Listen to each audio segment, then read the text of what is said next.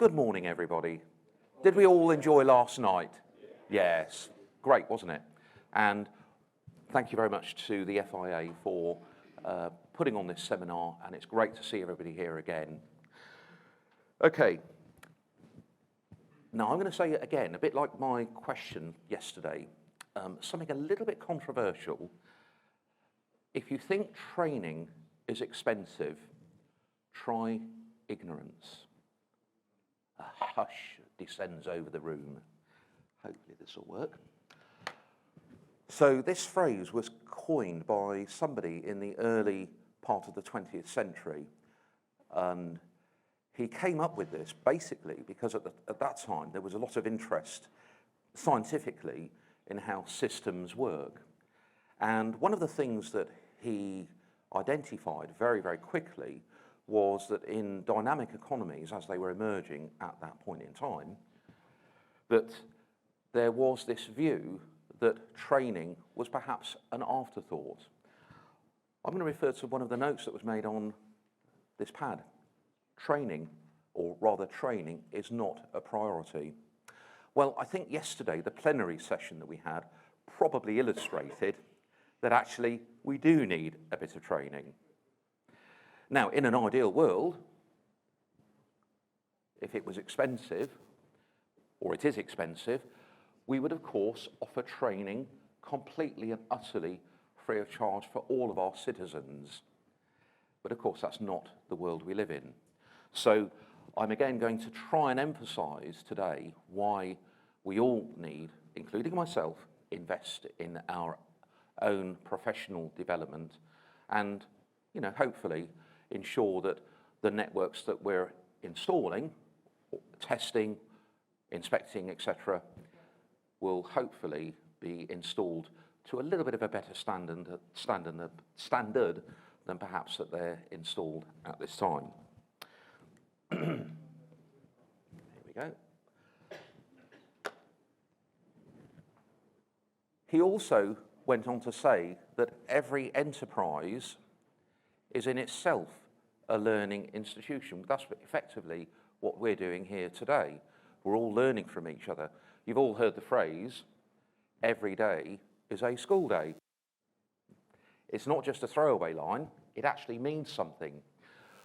What we're trying to sort of suggest is that training and development must be built into our dynamic economy at all levels, and that's really from somebody that's relatively, should we say, at the bottom of the pile, for want of a better word. Do forgive me if there's anybody here at the bottom of the pile. Right the way up to the top. Now, I was having a discussion with Nigel at breakfast, and one of the things he mentioned was that sometimes these decisions are slightly political. I would actually go a little bit further than that. It is political. It's a political decision largely based on, once again, the notion that training and development must never stop. If training is expensive, try ignorance. There's the phrase again. I think if we look at what is happening with our current government, I think we could all agree that they probably also need to go on a training course to learn about common sense. Sorry, that's a bit controversial. I didn't mean it to be a bit like that. Okay, so specifically, to meet the needs of a modern dynamic economy, clearly, I think it's fairly obvious that we do need to invest in training, and that means that we need, again, to embark on this journey of ensuring that we provide the training, but it's a holistic view, the training that will enhance the skills of those individuals that are either currently in the workforce or those of us, like myself, who are about to leave, possibly, the economy in general. But I'm not going to stop learning. I'm going to learn new skills. The university of the third age. Okay? So, let's think of an analogy here that further cements this. You're going to go to the doctor. You ring the receptionist up. You're in the queue at 8 o'clock in the morning. and you ask the receptionist, has the doctor actually been trained? And they say, well, no, it doesn't really matter. They've read something on Google. Oh, I've just chopped my arm off. It's only a flesh wound. Can he treat me? I think that illustrates the point. We would never entrust something to somebody where it's going to be a critical process and that individual hasn't been adequately or reasonably well trained. I was reading again this morning on the news that one of the issues that the Ukrainian Air Force have got is about converting to the fighter jets that are going to be requisitioned by them. It's a long tail process. And I think what I'm trying to sort of suggest is that the training that both myself, Paul Forster, who is not here at the moment, and John Colton, and others besides, those of training companies that are not actually here in the room today, we would all advocate the view that training that we deliver is only part of the entire picture. You've got to basically also do some self-development. And that, again, is what training, in a formal sense, can also do. It can actually enhance your skills. So the little analogy I've drawn there, by the way, do check the doctor's credentials. You never know. Of course, those of you that know me also know that I have a particular passion for training. I don't get out very much, by the way, but that is coursing through my veins all the time. I'm always thinking constantly about how I can improve the experience for people when they come on one of our courses. And I'm sure, again, that there are people here that are involved in training that feel exactly the same way. Because if I can't get better at what I'm doing, what chance have I got of passing that on to those other individuals? So hopefully, by maybe just having this, should we say, chat informally today with you, with all the individuals here, we can somehow try and move, even if it is little baby steps, towards this idea that we don't see training as an expense, we see it as an investment. Clearly, there is a lot more here that meets the eye. We all know that there are skill shortages, and again, that's probably due in part to some political decisions that were made a little while ago. So the main goal of training is to improve, of course, this notional idea of quality. We all know what quality is, but we can't really define it. That's one of the reasons why somebody might go and say, for example, go and get their weekly shop at Waitrose, as opposed to somebody that might go to, I don't know, Aldi or Lidl. Don't buy your fibre from there, by the way. Go to Waitrose. Okay, so there are other things that companies can do. They can actually involve the individuals that have been on a training course to actually question them, make sure that that training and all the information that they have actually assimilated is further enhanced. And again, I speak on my behalf, and I'm sure John does the same thing, and that is that we do, of course, offer opportunities for people to engage with us, more so these days through channels like LinkedIn and other, should we say, means of communicating with individuals. What I'm trying to sort of suggest is that the training doesn't just stop by somebody coming along and learning how to use a Fujikura or a Sumitomo fusion splicer. Okay, so it's about enhancing and motivating everybody concerned. Now, we could take another view, once again looking at what was written on this pad here.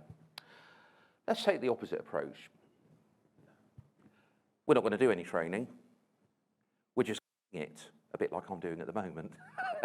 But we're not going to involve any kind of training. By the way, guys, you've got to get on with it.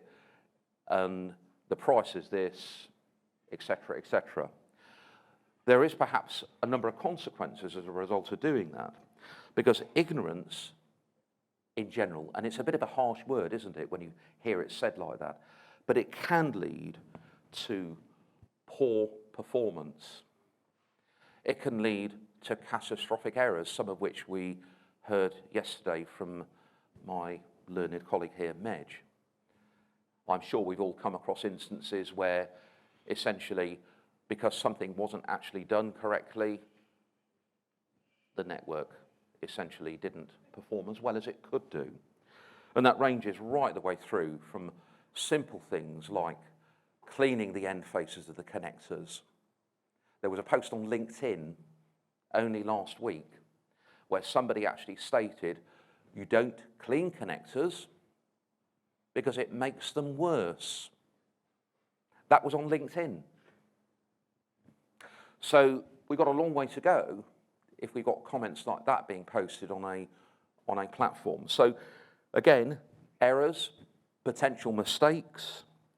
We could even have a situation where somebody might have an accident, an unplanned event that can lead to either injury or, worse still, a fatality. When we put it like that, you think, yeah, there is some rationale there. We do need to pay for training. We do need to invest in our people.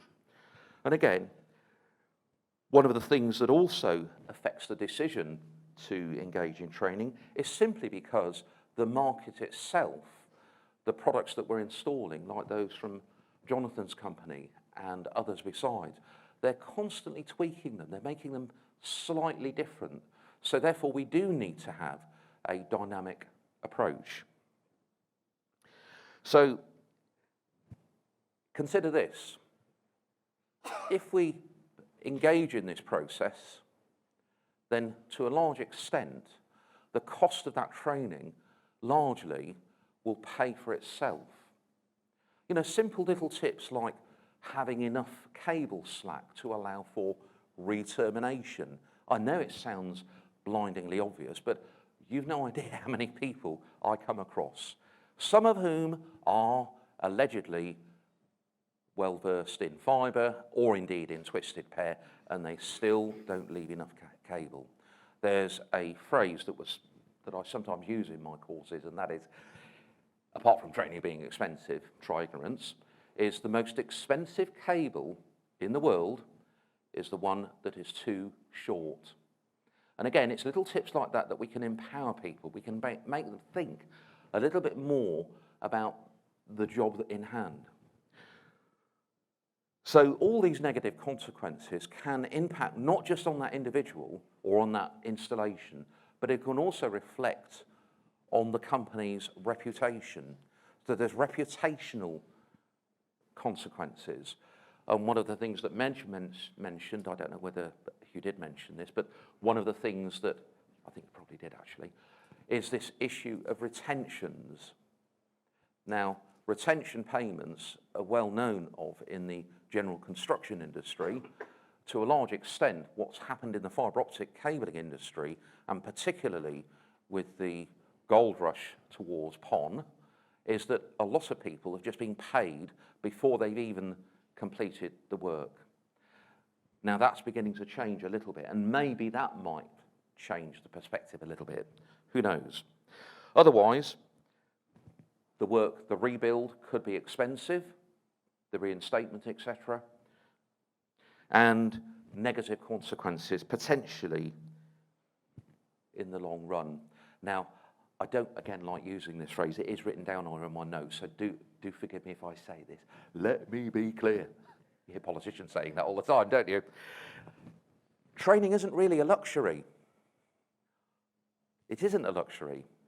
It's actually a necessity. We need training, and we need to think more positively about training in general, regardless of what discipline it is that it's, should we say, empowering you on. So it's all about wanting to be that little bit better. You know, Mr. Tim Aldershaw, he's invested in training, and his company wins contracts, and they retain those contracts, and the reputational, should we say, enhancement is, well, it's all there for us to see, sat right there in the second row. So, it can also have other side effects, some of which are slightly immeasurable. a more of a positive outlook for the people that are working within that organisation. It's often said that Virgin Atlantic, possibly, how true this is I don't know, possibly pay their staff slightly less than those that work for other airlines. And one of the reasons is that they have a positive culture which emanates from what apparently is an excellent training program that's ongoing.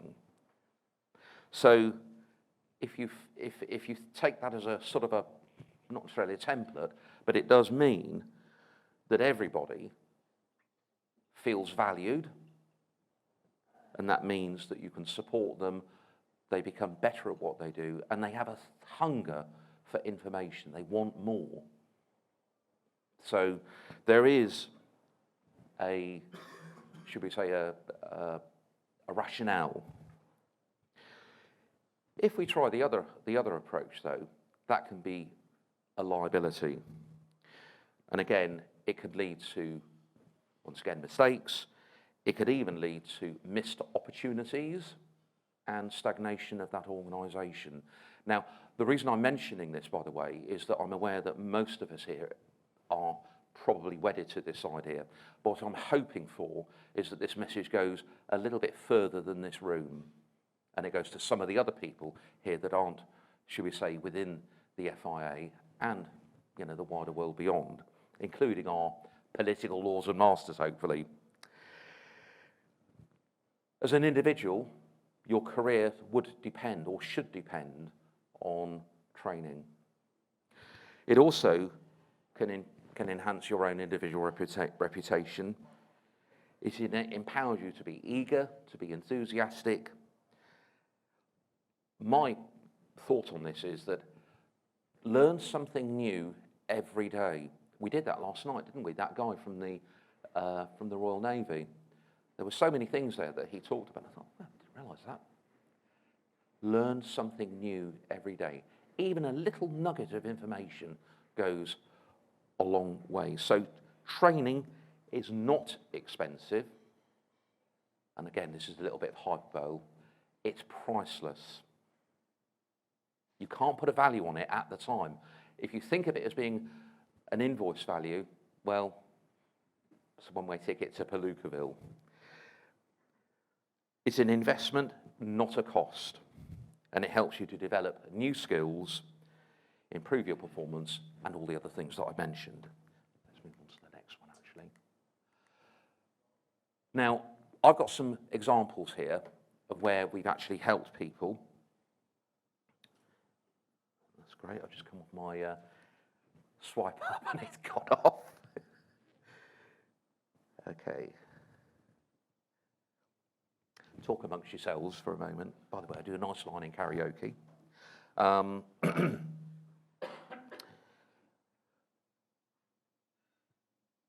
So the case histories that I'm going to just basically outline are that we, and again, these are just little individual instances where we've actually helped a company.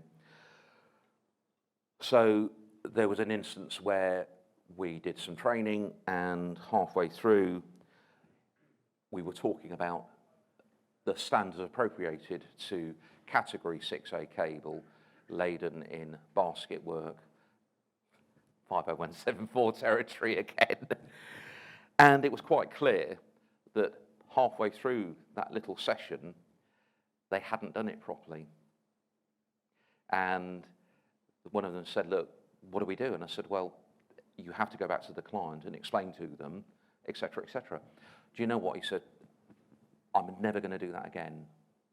I'm never going to install cable incorrectly and load it into basket work. So that's one instance. The other instance was to do with fibre.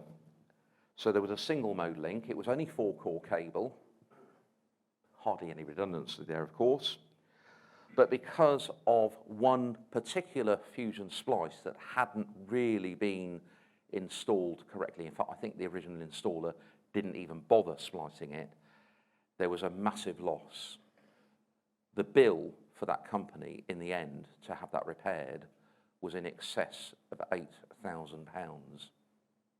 So again, it illustrates the point that if training is seen as an expense, the opposite is true. Ignorance will cost you, or in that case, cost that company a significant amount of money. So we were able to go through the entire process, strip, clean, cleave, splice, protect, all that stuff that we've embedded within both the City and Guilds program and other programs that are out there as well. So not only was it a saving in terms of money, because they didn't have to then call an outside contractor in again, but they actually were able to carry out some of the repairs in the future. A bit like the gentleman, wherever he is, somewhere there from the Norfolk Railway line. There you are. On the job training, fantastic. Okay. So getting qualified is an investment. Now, I'm going to mention this because, again, we've had, for some reason, there's been a bit of a negative press filtering through about City and Guilds. Where this comes from, I have no idea. I've got a pretty clear idea, but essentially, we're going to restate this because last year I made a considerable effort to try and bring to the seminar this idea that City and Guilds, yes, they are a monolithic organisation, and yes, they are quite difficult to work with, but you know what? It's a pathway. It's a pathway. So if anybody wants to come and actually have a discussion with me either later or just have a little poodle at my website and John's website and Paul Forster's website, it clearly illustrates that there is a pathway. One of the other not criticisms, but off-the-cuff remarks that was made to me not so long ago was, well, there aren't any job roles specified in this training pathway. You know what? There is. You just have to look at the small print. So again, there is a pathway there. So if you want to think about how you would become essentially endowed with these qualifications, and by the way, I'm the first to admit it's not the panacea. Training, as I mentioned already, is an ongoing process. It at least gets you on the right path.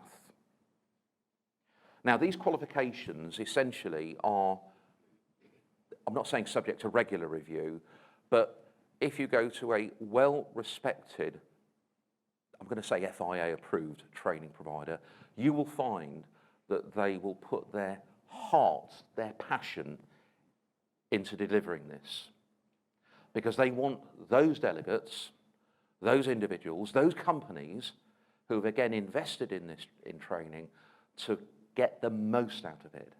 As I always say to my candidates, it is your course. You can ask me anything you like, I will try and answer it. And essentially, it's about empowerment again. So it isn't just a lot of numbers, it's about the content, it's about the quality of that content and the delivery and the knowledge, of course, that the trainer, such as myself and John and yourself, William, have, and Paul, if you, wherever he is. I'm running out of time, goodness me, I thought I was. Yes, so this hoary chestnut of ECS, CSCS, what on earth is it? All it is, it's a card that bears your qualifications and states that you've undertaken an assessment and a series of exams in this case, plus you've done a health and safety assessment through the ECS scheme. Now, the other thing that's not commonly known about ECS, that it is not necessarily mandatory. However, it is a brave person that tries to go to a site without or not having possession of an ECS card. So part of this effort that myself, John, Paul, all the others that were foursquare behind this was to ensure that all the dots were joined up. And so if you come on one of these, you will get an ECS card. Okay, you've got a few hoops of fire to jump through, but nothing in life is this easy. If it was easy, everybody would be doing it. So we do have a clear pathway, but we also have the key to unlock your routes to getting an ECS card. That message, again, is probably for people not necessarily in this room. So essentially, training is an investment. If you think training is expensive, try the opposite route, try ignorance. I'm sure you won't after today. Thank you very much.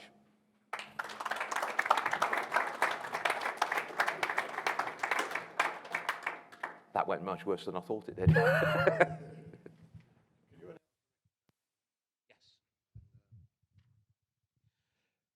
Hopefully you can hear me again. So,